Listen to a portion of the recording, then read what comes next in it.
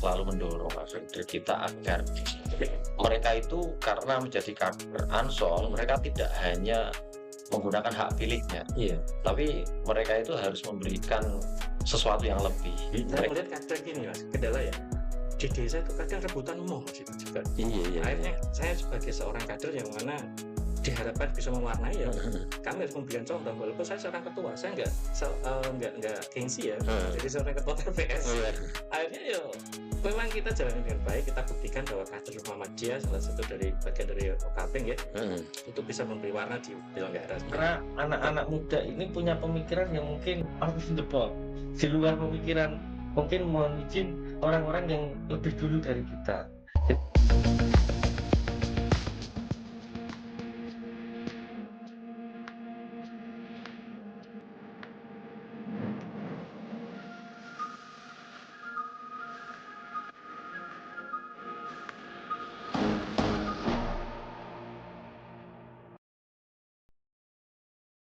Assalamualaikum warahmatullahi wabarakatuh.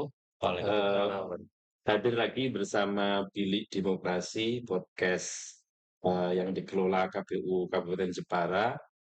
Selamat pagi atau siang ini ya. Saya sudah ditemani oleh tamu-tamu yang istimewa, belum pernah ke sini ya, pernah ke sini, tapi ke sini maksudnya di ruang podcast ini, tapi sudah sering koordinasi dan lain sebagainya. Bukan karena apa-apa, karena memang kapasitas teman-teman yang hadir di ruang podcast ini memang ya mereka-mereka inilah yang punya peran besar juga di Kabupaten Jepara, terutama dalam peran-peran kepemudaan. Ya, saya kenalkan satu-satu nih, urut nih dari Mas Bobi dulu. Di Mas Bobi Alfianto itu ketua DPD KPI Iya, Jepara ya. Jepara. Mas Bobi ini apa namanya sudah pernah menjadi peserta sudah pernah menjadi peserta pemilu dulu ya. Sekarang dia megang apa KNPI Jepara baru pertama kali ini ya Pertama. podcast di sini. Terima kasih Mas Bobi. Ya. Kemudian bersama Mas Bobi ini ada Mas Ainul Mahfud. Selamat pagi atau siang Mas Ainul. Selamat pagi, Kang. Mas Ainul atau Kang Ainul, saya sering menyapanya Kang Ainul ini ketua Gerakan Pemuda Ansor Jepara, salah satu organisasi atau badan otonom di NU ya, Ainul ya. Ainul ini kayaknya periode yang kedua ya. Baru saja terpilih apa namanya di forum musyawarah konferensi cabang ya, konferensi cabang ke-14 belum ada 1 bulan kayaknya, belum ada 1 bulan. Jadi masih sendiri kan Masih sendiri. proses rekrutmen Iya. penyusunan struktur. Belum dilantik yang periode kedua ini ya? Belum ya. Struktur juga baru Disusun ya dalam tim formatur istilahnya ya Kang Ainul ya. Terima kasih Kang Ainul sudah bersedia hadir. Kemudian yang narasumber yang ketiga ada Mas Wahyu Hadi Nugroho. Ini Ketua Pemuda Muhammadiyah Jepara. Dulu yang sering kesini Mas Roy sudah digantikan sama Mas Wahyu. Sudah beberapa kali saya melihat Mas Wahyu di sini, kami libatkan dalam beberapa kegiatan bersama Ansor ya Mas Ainul ya. Ini tadi ngobrol ternyata ketiganya ini alumni Unisnu semua. Alumni Unisnu semua. Sekarang megang organisasi-organisasi kepemudaan, ini KNPI sebagai wadah organisasi apa kemasyarakatan pemuda ya. Kemudian Ansor ini juga pemuda di naungan NU, kemudian di Pemuda Muhammadiyah ini Mas Wahyu ini juga pemuda semua. Ini, Mas Bobi bisa diceritakan sedikit saja KNPI di Jepara sekarang lagi apa ini? Ya, terima kasih Mas Madun. Sebelumnya KNPI Jepara ini proses transisi Mas Madun. Jadi saya juga sama Mas Ainul baru terpilih. Jadi proses mencari teman ini. Bulan apa? Di bulan 10 saya. Oh, 10. Karena ini formatur baru selesai. Kemungkinan nanti kita bulan Januari kita selesaikan kepengurusan. Nah, KNPI ini adalah organisasi menaungi OKP, organisasi kemasyarakatan pemuda. Jadi sistemnya kan memang kalau KNPI itu rekomendasi dari organisasi kemasyarakatan pemuda. Yang mimpin sidang ya sahabat Ainul kemarin. Mimpin sidang apa namanya Rapi Murda dan Musda. Ada berapa Mas Budi di bawah naungan KNPI? Kalau tercatat di Jepara itu ada 18. Tercatat 18. Cuman kalau se-Jawa Tengah itu kemarin hasil Rapi Murda Jateng itu 83. Oh, Cuman nanti kalau di Jepara kan memang ada beberapa organisasi kemasyarakatan pemuda yang mungkin belum ada yang aktif di Jepara. Contoh di beberapa kabupaten yang aktif. Tapi kemarin kita sudah menerima masukan bahwa untuk dibantu. Contoh kemarin ada teman-teman IMM ya Mas. IMM kan mengusulkan untuk membuka cabang di Jepang. Maka monggo kita akan bantu sebagai payungnya organisasi kemasyarakatan pemuda. tapi sudah dilantik ini? Belum ya? Juga Belum kepengurusannya belum selesai juga. Masih formatur juga. masih formatur. Iya. Jadi status saya masih ketua terpilih. Bisa terpilih. Buat definitif. Belum definitif. Terima kasih Mas Budi. Penjelasannya soal KNPI secara singkat, memang ini organisasi yang menaungi banyak OKP-OKP di Kabupaten Jepara. Kalau level Jawa Tengah ya Jawa Tengah, kalau nasional ya nasional. Giliran Kang Ainul ya di Ansor nih sedang sibuk apa? Selain menyusun ya. Ya, kalau Ansor itu kan memang organisasi kepemudaan NU di anak-anak yang umurnya 20 sampai 41 tahun itu sejujurnya jadi bagian dari gerakan pemuda Ansor. Nah, kaitannya dengan itu maka sebenarnya Ansor ya sebenarnya merawat mereka. Kegiatan-kegiatan yang hari ini dilakukan, walaupun sekarang itu saya hanya sendirian, tapi kegiatan-kegiatan yang sudah direncanakan itu tetap kita laksanakan.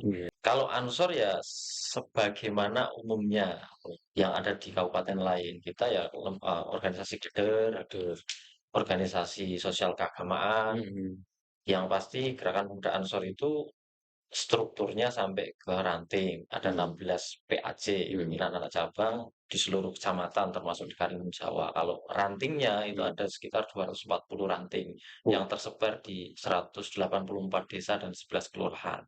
Secara umum begitu kalau struktur kita di Ansor. Kegiatannya ya tadi, kegiatan kaderisasi, kegiatan peningkatan SDM, itulah kegiatan sosial masyarakat. Ya itu yang kemudian menjadi konsentrasi kita. Kalau ngomong soal anggota gitu, jumlah. Kalau secara umum kita ada yang terdata di rame-rame itu ada sekitar 16.500-an. 16.000. 6.500 yang dari data-data itu. Karena yang dikirim itu kan hanya data-data yang masuk di SK.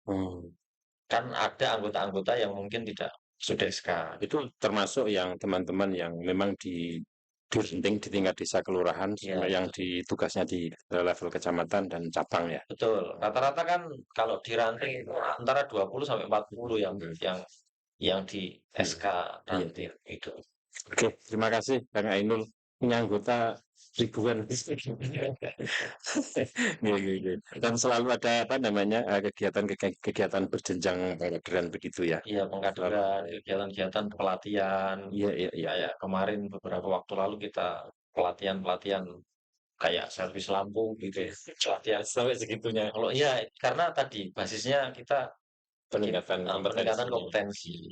Nanti mungkin kalau yang pendidikannya menengah ke atas ya bisa kita pelatihan yang tersertifikasi BNSP atau apa gitulah. Nah, ya. Sip. Terima kasih. Sekarang ke Mas Wahyu nih yang di Pemuda Muhammadiyah. Siap. Gimana Mas? Baik, kalau dari Pemuda Muhammadiyah, saya sendiri ini sudah dilantik sejak Januari 2024. Jadi ya ini tahun kedua lah ya. Sudah setengah periode, karena kami itu nanti 4 tahun. Kalau di setengah periode ini dalam kegiatan kami ya tidak jauh beda sebenarnya dengan Mas Naito, karena kita ya berbasis dari organisasi otonom di Muhammadiyah. Jadi memang kegiatannya kaderisasi, pemberdayaan masyarakat, sama tentang keagamaan. Jadi di kami itu semua orto pasti ada namanya bidang dakwah. Jadi tugasnya memang kita itu ada 3 pilar. Jadi pertama itu sebagai kader bangsa, otomatis kita kontribusinya bagaimana memberikan terbaik untuk negara kita ya. Kemudian kita juga kader persyarikatan. Itu yang meneruskan bagaimana Muhammadiyah tetap eksis dan ada. Sebagaimana kita ketahui di Jepara khususnya ini juga memiliki banyak sekolahan dan rumah sakit dan seterusnya. Ini wajib kita teruskan nih kader-kadernya yang akan mengelola bangsa ini.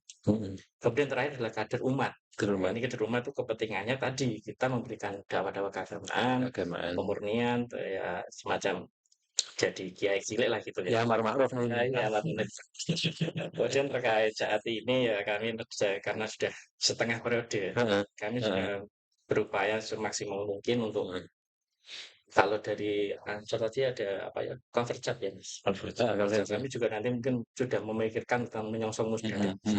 Itu seperti mini musda. Jadi kita memberikan progress report apa yang sudah kita lakukan selama 2 tahun ini dengan nanti ditanggapi oleh teman-teman dari Sabtal.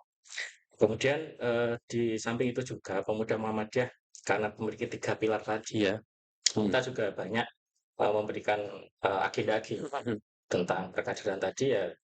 Kalau di Ansor itu Baitul Arqam ya, PAD kan. PAD ya. Itu sudah melakukan dan itu targetnya 1 tahun sekali. Iya. Kalau di Ansor ada PKD, ada KL.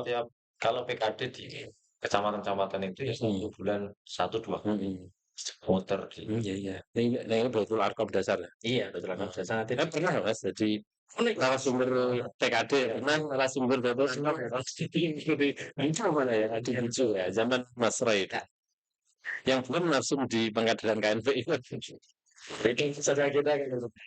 Saya kira dilihat dari 3 ini ya, dengan masing-masing kesannya, tetapi ada satu yang sama-sama beririsan, sama-sama kader bangsa. Betul. Ya enggak? Sama lah di KNPI. Saya kira fungsi-fungsi pemuda dalam konteks kenegaraan, dalam konteks kebangsaan, yaitu irisan ya, Bobi, Kang Ainul, dan Mas Wahyu. Saya coba kita flashback lah. Saat pemilu pilkada kemarin pada ngapain teman-teman pemuda ini kan kalau kami ya yang di KPU itu melihat dari sisi jumlah pemilih misalnya, kemudian sertanya calonnya itu kan banyak pemuda-pemuda.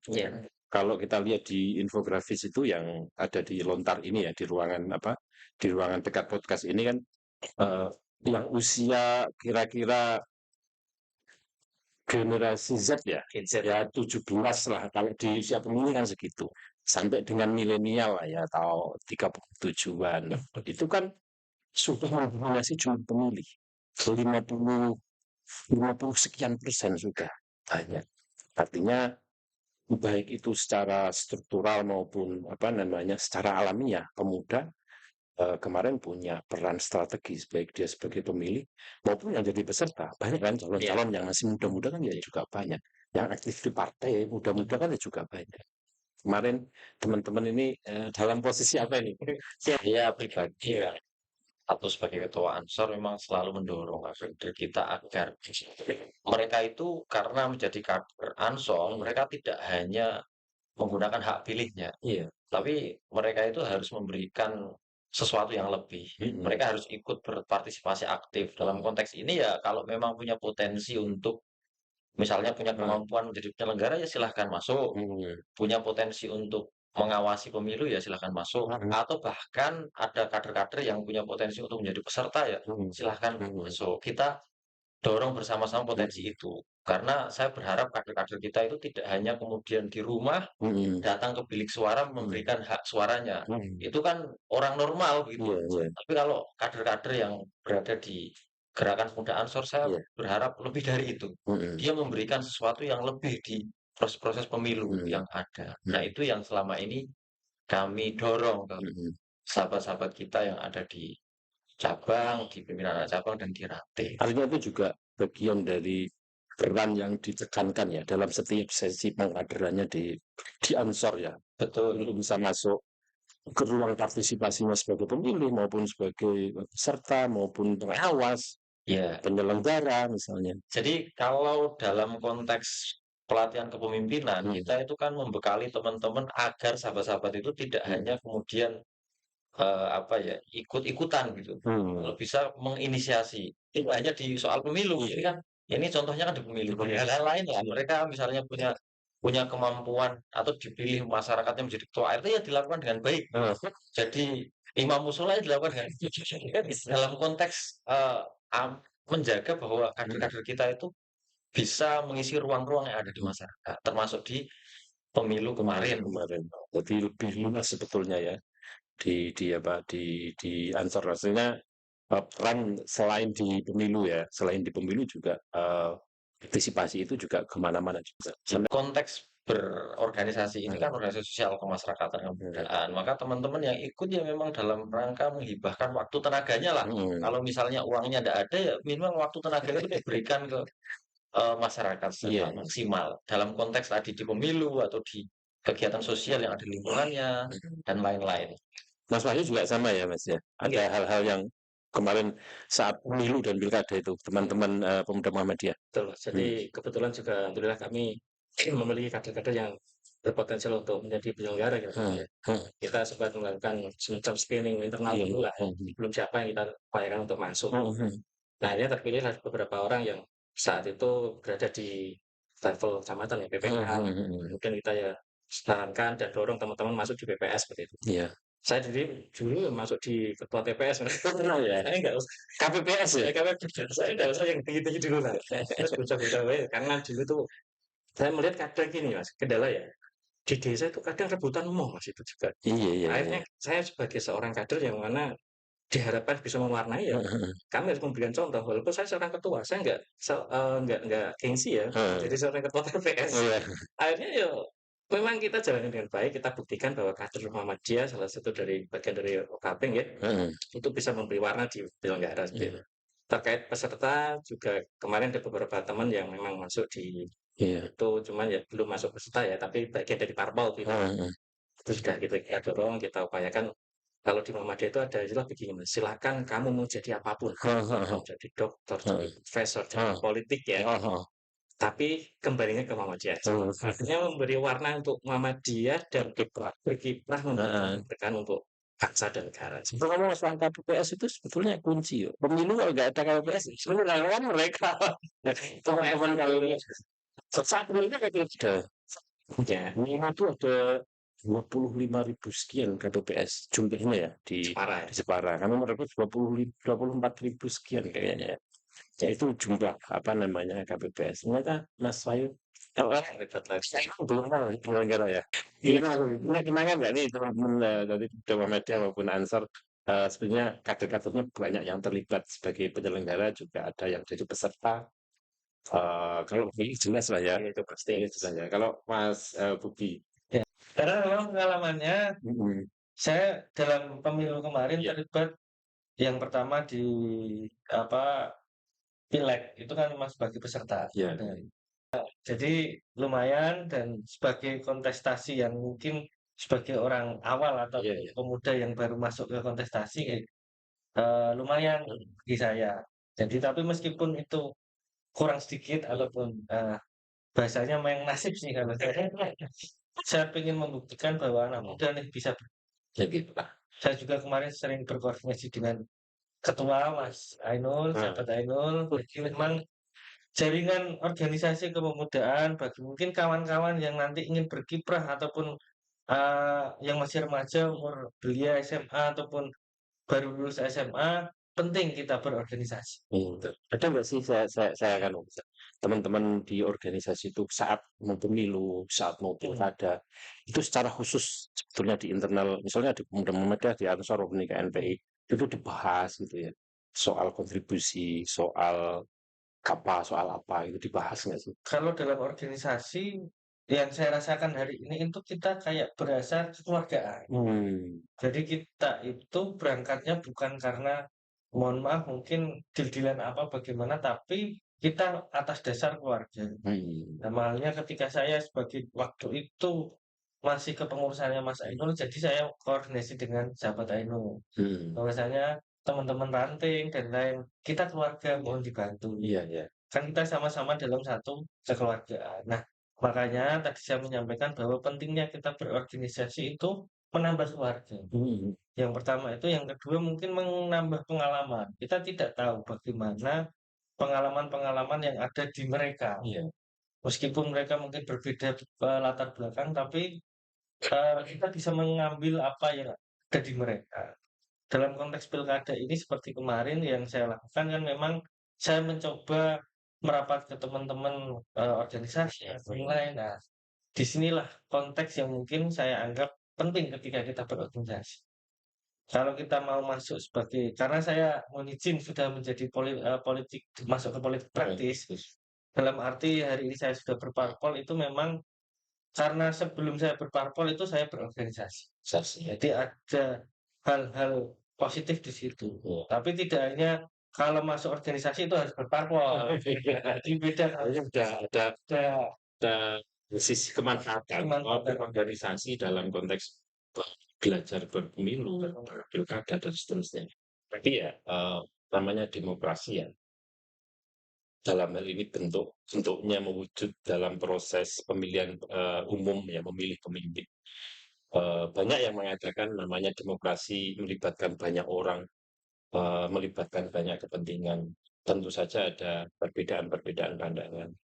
Kemudian juga ya barangkali ada residu-residu.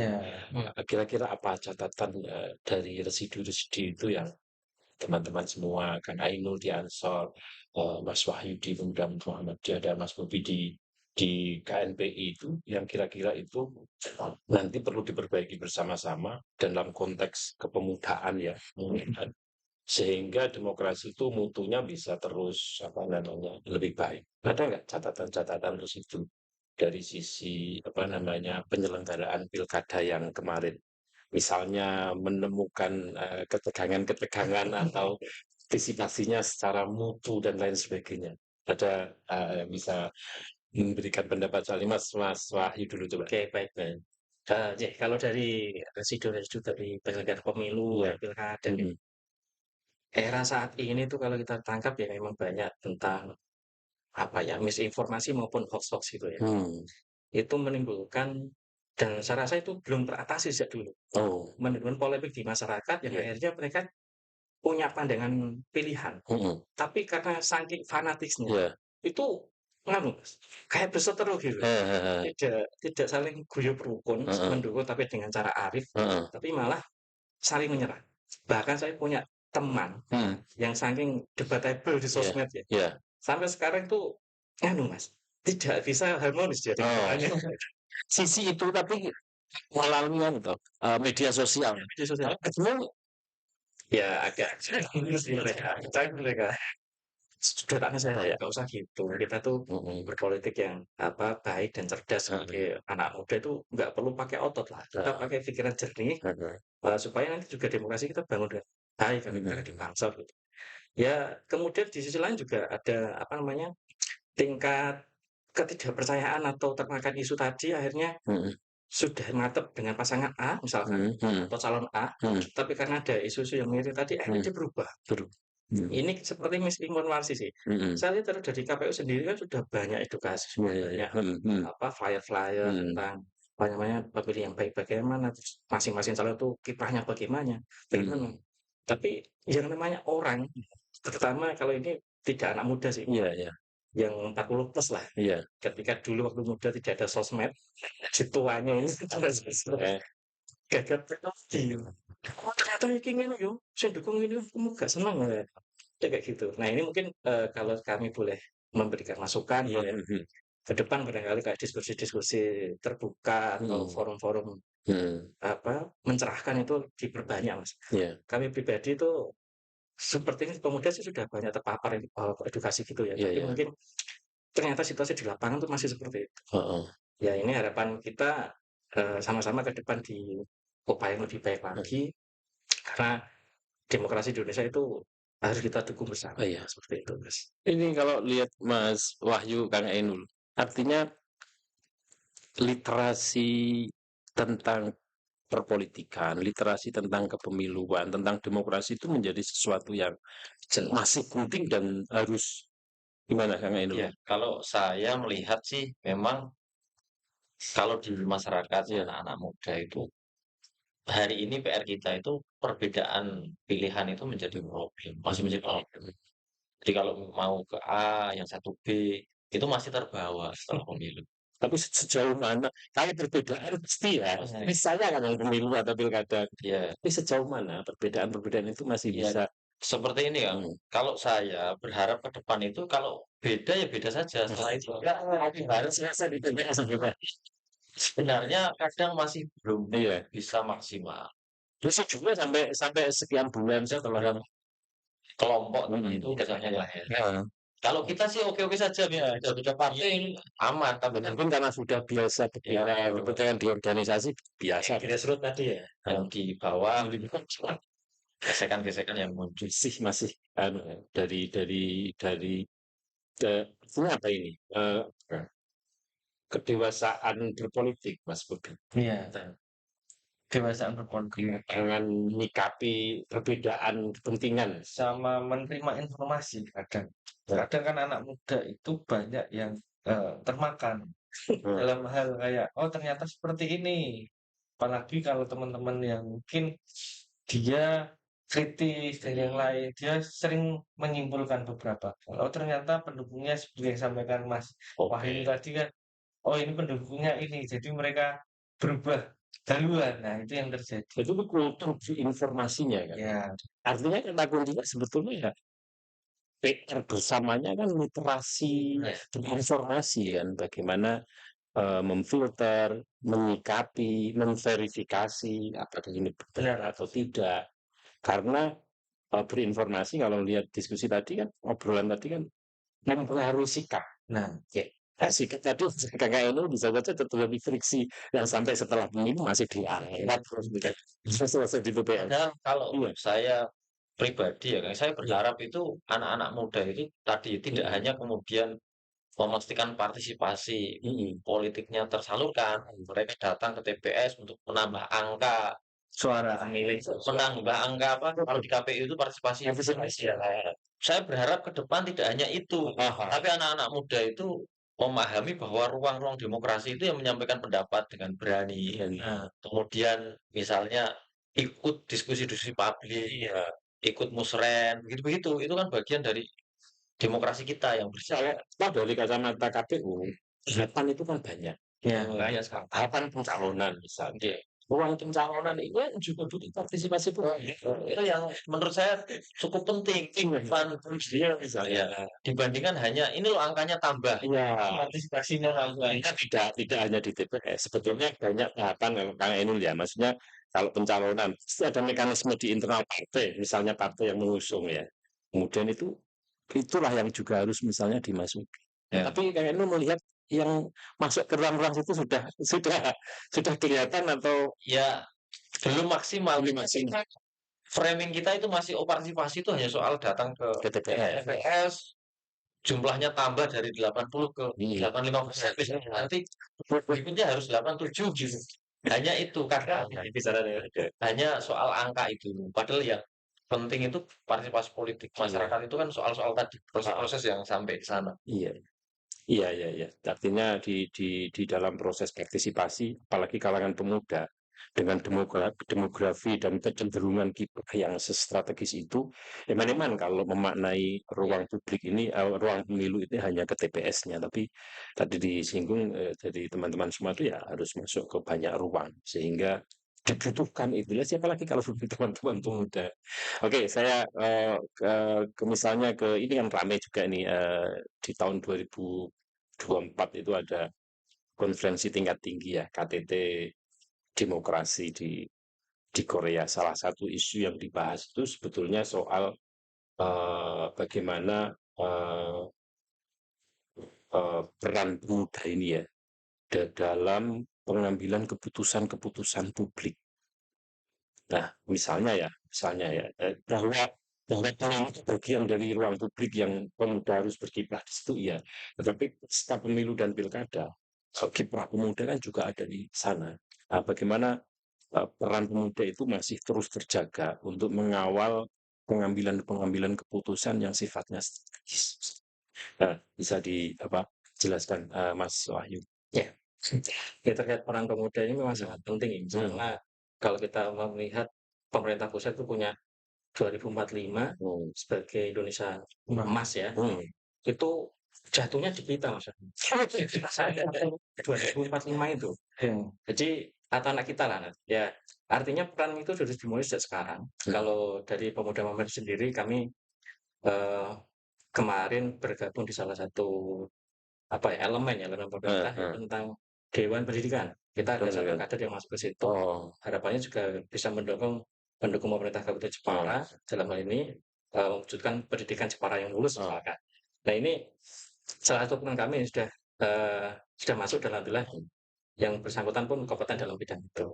Kemudian di sisi pemberdayaan atau khususnya dalam hal ini ekonomi ya, kami kemarin juga berupaya membangun ekonomi kepemudaan yang mana harapan nanti bisa di-share ke seluruh cabang ke Jepara itu tentang ya receh mungkin ya Mas, sangat korporat. Tapi ini menjadi hal penting untuk mengakomodir jamaah kita dulu ini dari Muhammadiyah untuk isi pajak lewat kami. Nah, ini artinya di bidang ekonomi ya, ekonomi.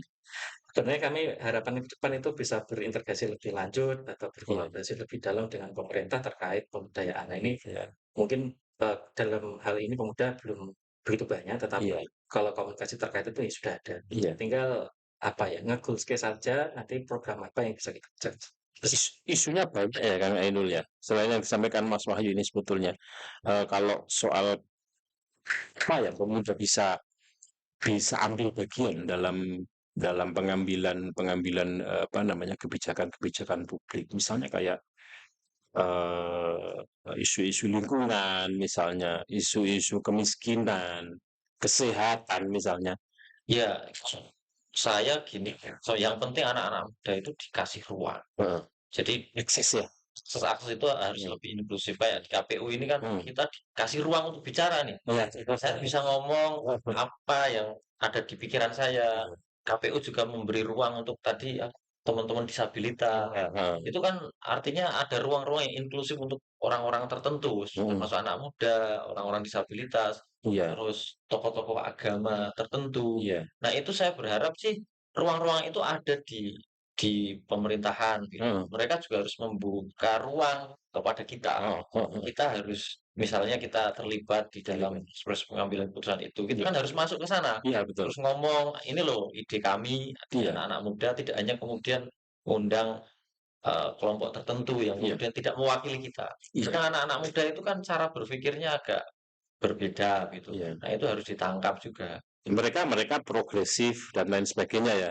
Tetapi kalau lembaga-lembaga resmi misalnya ya tidak kurang lah ya, misalnya transparansinya kurang, ruang akuntabilitasnya kurang, bagaimana bisa memberi ruang bicara yang mudah atau akses tadi yang kata kuncinya ya. Yang penting kita dikasih akses peran untuk masuk di situ, ikut berpendapat, ikut menyampaikan ide gagasan, sehingga gagasan-gagasan anak muda itu kan masuk ke dalam kebijakan mereka. Tidak ngalir kemana-mana maksudnya.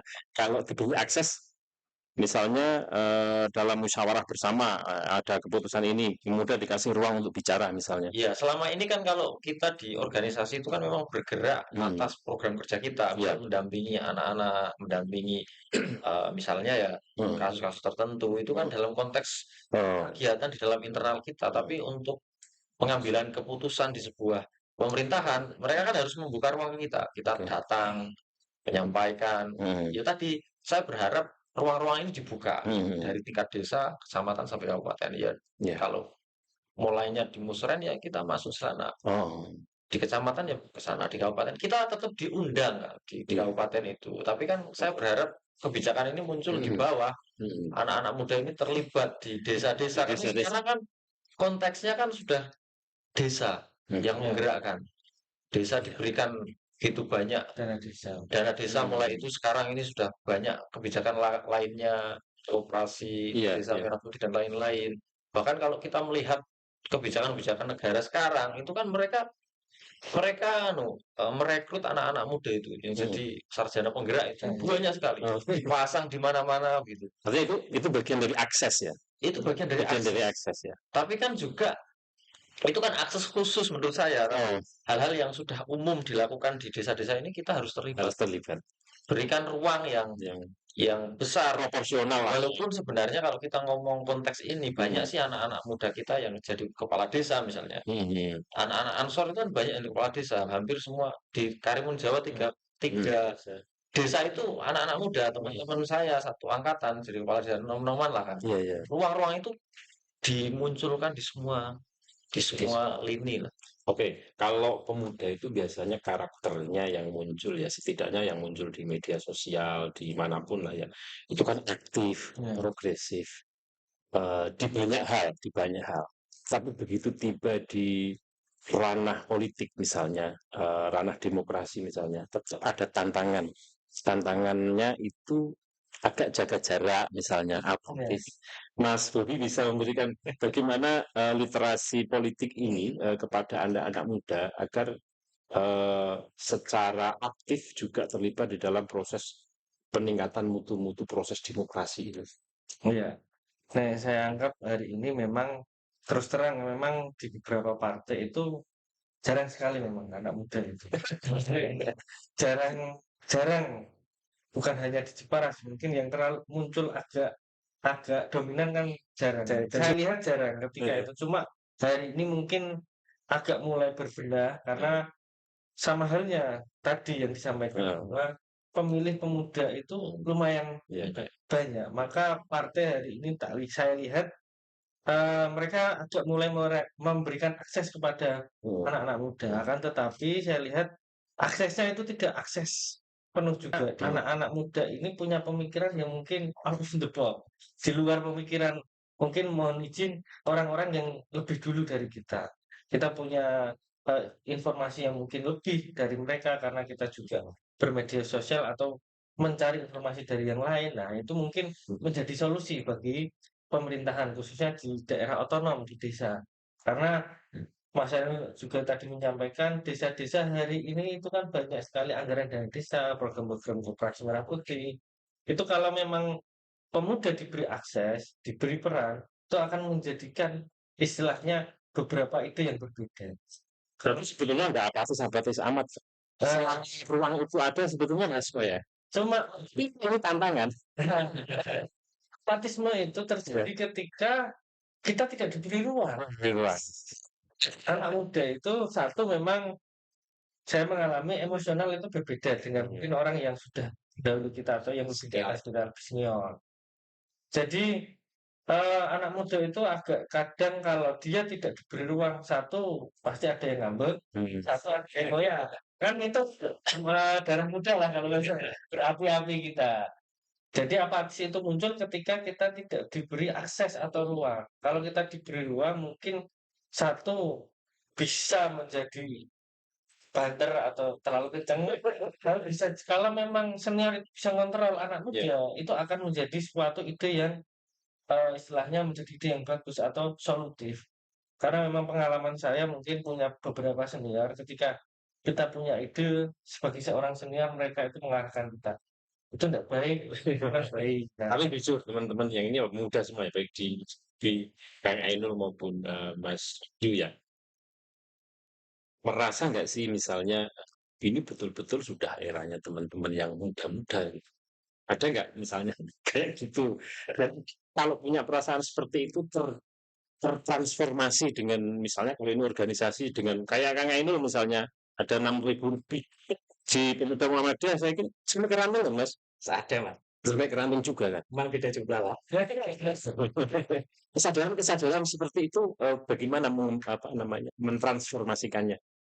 Ya kalau saya sih gini, kan anak-anak muda itu pasti ya mereka itu yakin bahwa mereka itu yang nanti akan menggantikan sesepuh-sesepuh.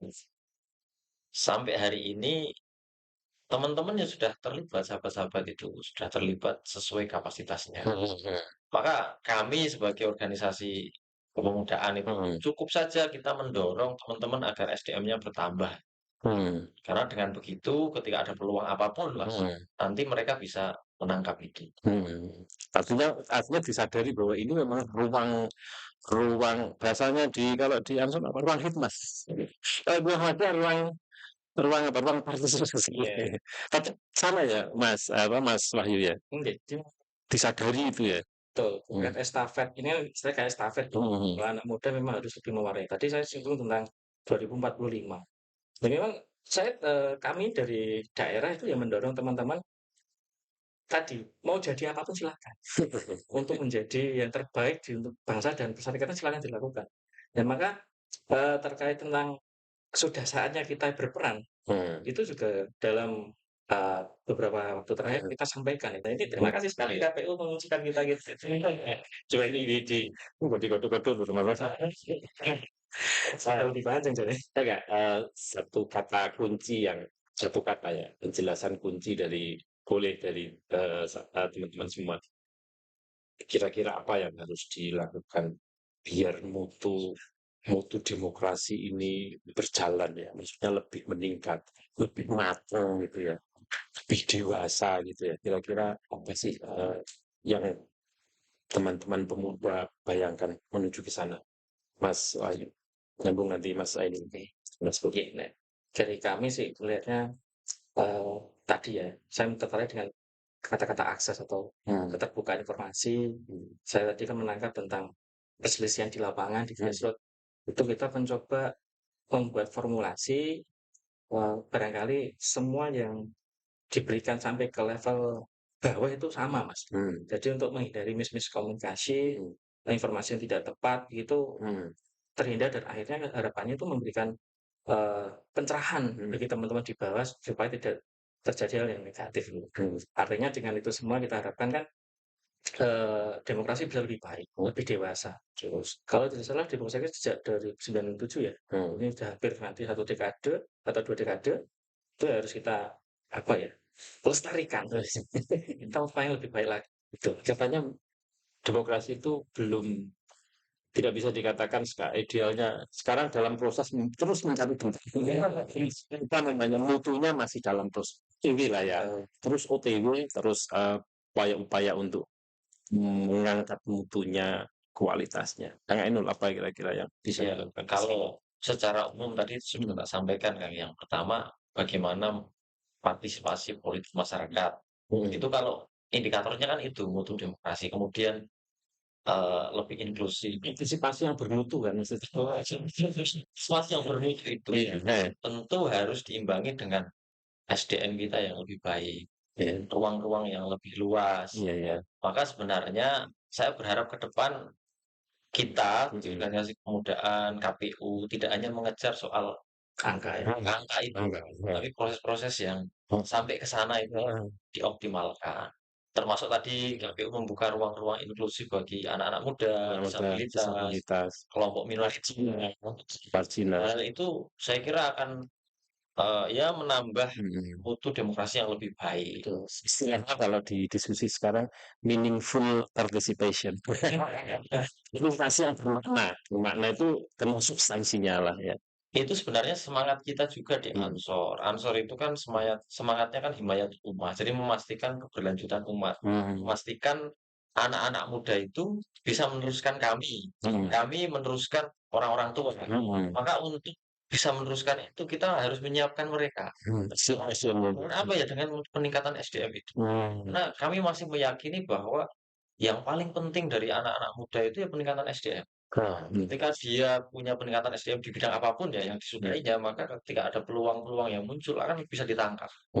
Dibandingkan kita biarkan sekarang dewe lah. Kiameh ngopo-ngopo karepmu kan nggak bisa begitu.